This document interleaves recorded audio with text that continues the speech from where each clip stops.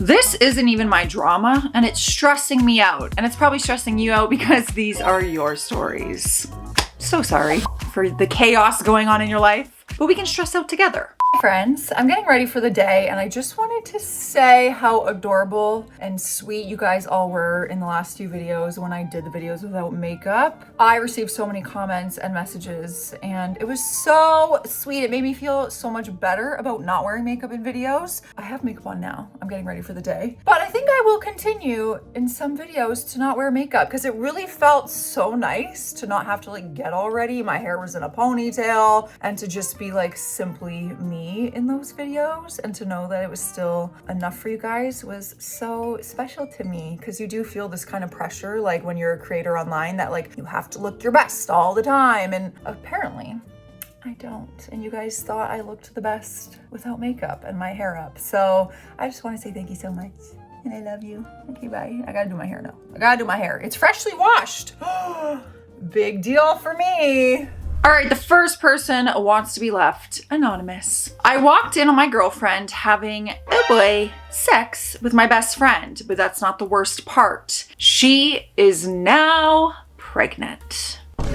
Don't we love that? Sarcasm. This literally has all taken place within the past couple of months, so it's juicy and ready to be told. Involved are me, 27 male, my ex-girlfriend Cynthia, 30 female, and my former best friend Caleb, 29 male. I'm using fake names due to family privacy reasons because this betrayal is something I don't want my ex Cynthia to know that it's me exposing her cheating ass.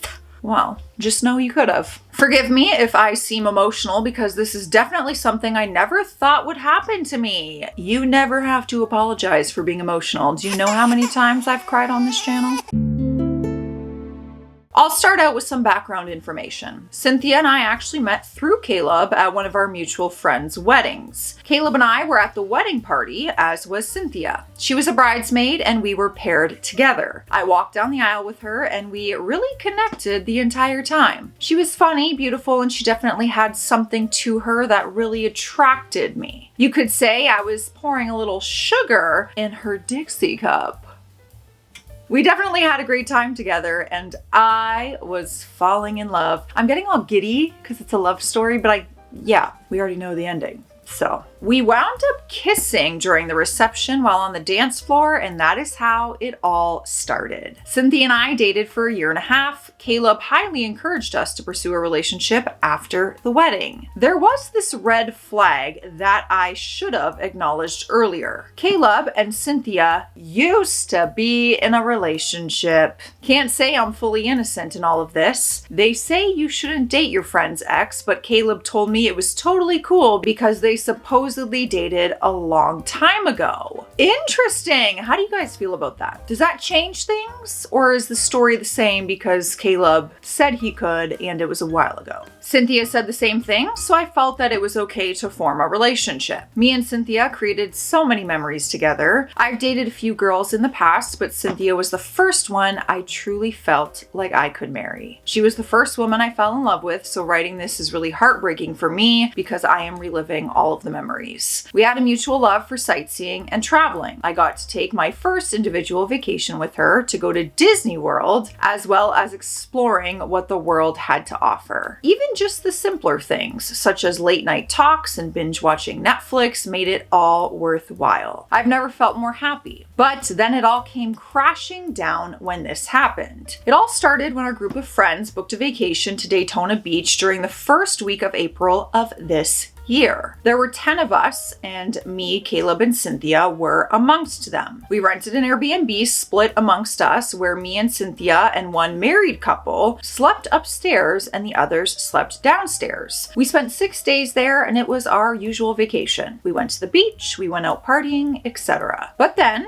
I started to notice that Caleb and Cynthia started spending a lot more time together than usual. I didn't think it was a big deal because we're all friends, right? Well, that wasn't the case when me and some of the guys came back from a long day at the beach. I walked upstairs and noticed that our bedroom door was closed. I tried opening it, but it was locked and I could hear Cynthia and what appeared to be someone else inside. I told Cynthia to open the door, and I could hear feet shuffling and whispering, and that's when one of my worst fears had been realized. When Cynthia opened the door, she acted like nothing was out of the ordinary. "Who's in here with you?" She said no one, but I wasn't buying it. Cynthia was wearing a bathrobe, and I noticed the bed was a mess.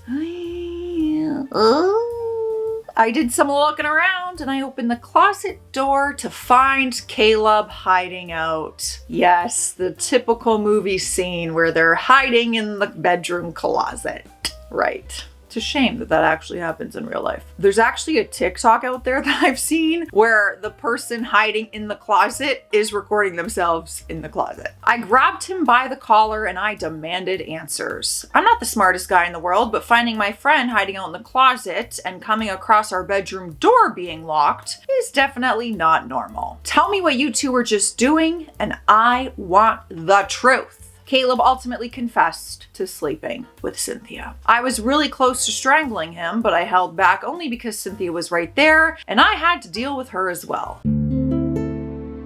I made Caleb leave and I closed the door. Let's just say the next couple of minutes involved me screaming like a maniac. I was fighting back tears at this point because there's no ultimate betrayal of finding your best friend sleeping with your girlfriend. That is just low. It didn't help when Cynthia kept saying, "Let's just talk about this." There's nothing to talk about. I caught them cheating. There was no fooling me. Eventually, Cynthia walked out of the room because she couldn't face the music. I just locked the door and laid in bed crying and screaming into pillows. This makes me so sad for you. It's awful. The feeling of finding out your partner is cheating, I truly don't wish upon anybody. Maybe my cheating ex, but... After what seemed like a long time gathering myself, I packed my bags and called an Uber to come pick me up. They tried to convince me to stay, but I was not in the mood. I looked at both Caleb and Cynthia and only saw liars. "You two both deserve each other," I said, and then I left. I spent the night at the airport before I could get on the next flight home in the morning. After all of this, I had to move back in with my parents, and I thought it was the end of the world ordeal. Newsflash, the hurricane hadn't even hit yet. A few months later, August, I discovered that Cynthia was pregnant. One of our friends informed me it was indeed Caleb's baby, but Cynthia wanted me back in her life to help raise the baby. She called me and explained everything and claimed to be sorry and that she wanted us to be a family again. Family? That baby ain't mine. That baby is my best friend's. I knew what she was doing and I wasn't buying her act. She's only sorry that I caught them in the act. I hung up and I blocked her number. To this day, I don't know the state of Caleb or Cynthia's relationship, but all I know is she's pregnant with my best friend's baby, and that is something I do not want to be involved with. I should have listened to my gut about not dating your friend's ex. There's always a reason that they're an ex. Well, I'm really sorry that this is a lesson you had to learn.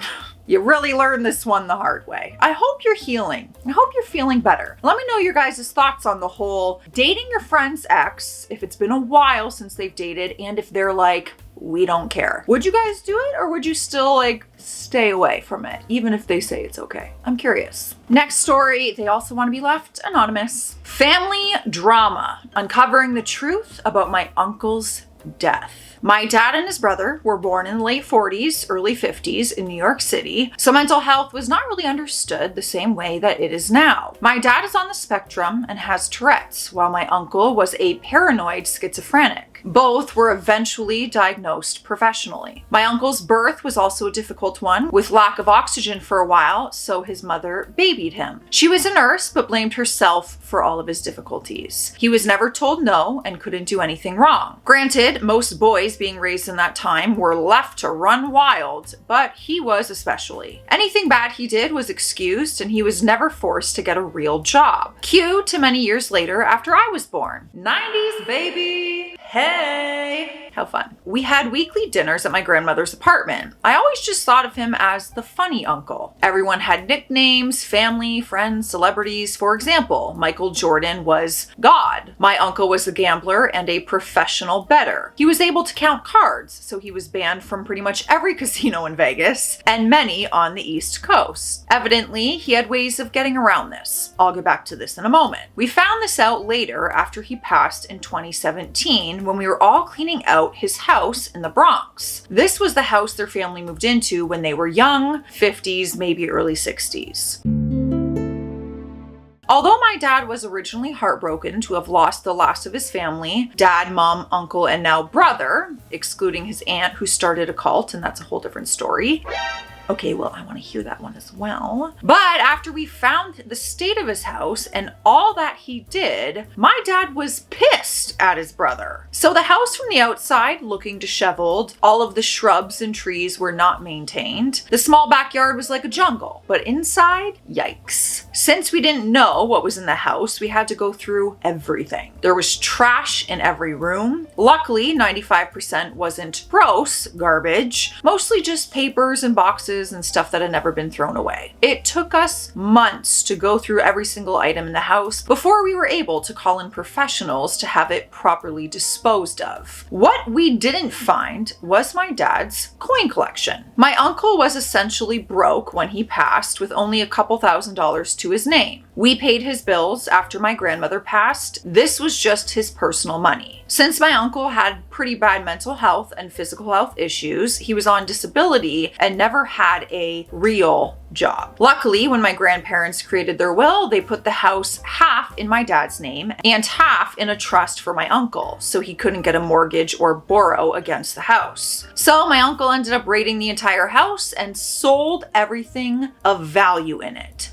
So did complete opposite of what they were trying to avoid. But what did we find? 7. Yes, 7 different identities, complete with social security cards, license, and a few with passports. Is he an identity thief? Identity theft is not a joke, Jim. He's scamming. We're gambling. We can only assume he did this so he could go back to Vegas. We found receipts where he booked rooms under several of the names, and he was far too crazy to have been a spy, so he must have done this to gamble. How the heck any of those identities worked, or how he even knew people to get fake identities? No clue. After we went through everything in the house and found all of his names, we think, we reported it to the proper authorities, so all was well on that front. We certainly didn't expect to find that when we cleaned out his house. His equally crazy neighbor did stop by and implied that there was $20,000 hidden somewhere in the house. But sadly, we did not find that, lol. Oh my God, but check everywhere. I have seen some crazy stories online. People have hid it underneath couches, like in the fabric, like they've cut the seam, put it in the couch fabric, and then sewed it back up. I'm telling you, check everywhere. That's a crazy story. I'm really sorry for your loss. Like truly, I'm sitting here talking about all the other crazy facts, but there was a loss here, and I'm so sorry. Before we get to the next story, we're hydrating. It's hydration station time. Cheers.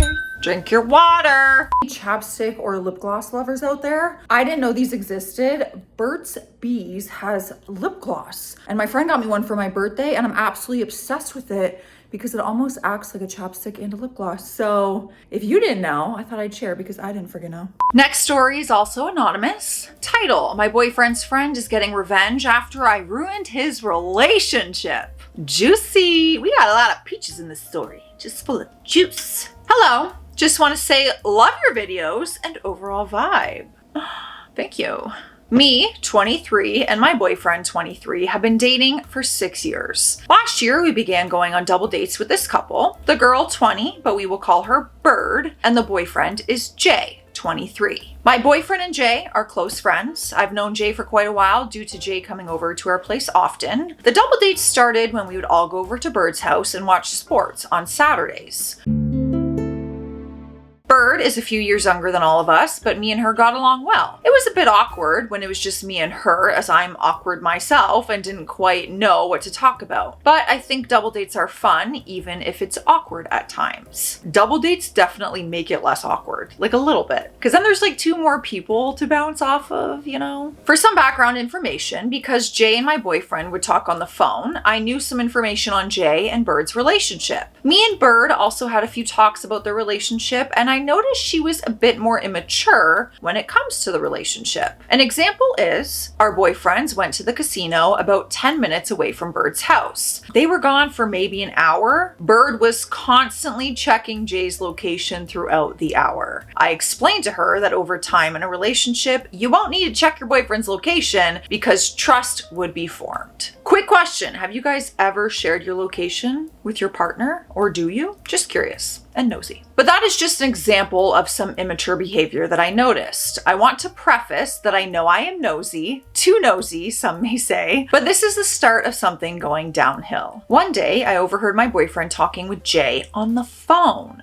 Jay explained how his friends want him to break up with Bird so he can be single on a bachelor trip. Jay said he was debating on breaking up with Bird, but didn't know if it was the right choice. I tried to ask my boyfriend why his friends want him to be single. My boyfriend didn't say, but I think we can infer what the reason is: cheating. After hearing this, I immediately thought I should tell Bird the next time I see her. My reasoning is that if I was Bird, I would want to know. I don't have Bird's contact information, so I thought I would just bring it up next time I see her. Fast forward to a few weeks later. Jay and Bird came over to drink and hang out. Well, it so happened that me and Bird were left alone. I wanted to bring up the information, but I thought I would ease into it. I asked Bird how her relationship was going. She then mentioned how Jay tried to break up with her in the past 2 weeks. OMG. She said the reason was due to her dog sitting and that she spent way too much time with the dog. Mind you, they had been together for 3 years. Immediately after hearing that, I knew I had to tell her what I heard Jay say. I explained to her what I knew. After telling Bird, she was visibly upset. I explained she needs to talk to him about it and not to overthink. I told her to not tell Jay that I was the one who said anything because I didn't want to be part of any of the drama. Too late. The rest of the night was filled with some side comments from her towards Jay. It was so noticeable that she was upset by what I said. Yeah, I don't think I could get through a night after that. I think I would need to be confronting my partner immediately. It was almost awkward at times because of the comments she made. They were supposed to spend the night, so I had set up an extra room for them. But my boyfriend got a text around 1 a.m. that Jay and Bird were leaving. Then Jay texted my boyfriend saying he knows what I told Bird. My boyfriend confronted me. I told him I did tell her. I explained how Jay did try to break up with her, so she should know the actual reason. Then Jay said I was lying to my boyfriend. I was so confused why Jay was saying that I was lying. He kept saying I was a liar, and why would I try to break up his relationship, and what did he do to make me hate him? It turned into Jay, Bird, and my boyfriend getting upset at me. I clearly was the scapegoat. My boyfriend and I talked more about it. He explained that it wasn't my place to say anything and let me know that Jay was mad at him. Looking back, I do see I shouldn't have mentioned anything. I tend to not mind my business, so I took it as a learning lesson. Fast forward to a few months later, and turns out Jay cheated on Bird on the bachelor trip. My boyfriend asked me if I knew and if I told Bird. I do not have Bird or Jay on any social media platforms. I don't even know her last name or Jay's real name. He goes by a nickname. Turns out, Jay asked my boyfriend if I told Bird. The answer is clearly no, and it was one of Jay's friends who told Bird. I thought this was strange because it had been a few months and Jay's first thought was that I was the one who told Bird. You think, well, that's the end to the story. No way, Jose. It gets even crazier. Just today, my boyfriend comes to me saying that Jay sent him screenshots of me on the T app. If you haven't heard, the more popular version is an app for girls to write stuff about guys they know. Why have I never heard of this? Like Tinder, but you write bad or good experiences you've had with a man?